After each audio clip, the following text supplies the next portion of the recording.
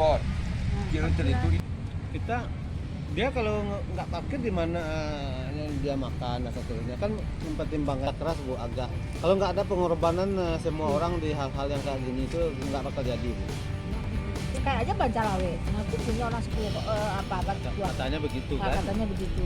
Ya contoh deh Bu, nah misalkan jangankan itu aja Bu, mahasiswa isi itu gitu nggak Bu ya, per tahun tuh hampir 1.000 orang datang ke sini.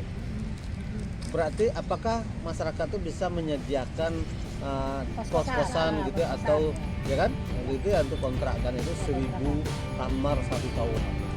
Nggak ada kan gitu loh. Nah kita udah sampaikan, oh gitu ya katanya kan. Kenapa? Ya kalau tidak akhirnya apa mahasiswa kita Bu ada yang pulang keluar dia nggak jadi lagi melanjutkan di sini, pergi dia ke tempat lain.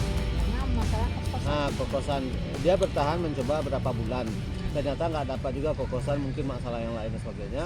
Akhirnya mereka pindah Bu, keluar dia. Kapan beruntungnya kan kalau mikir itu pribadi gitu ya. Tapi ya jadi gitu ya.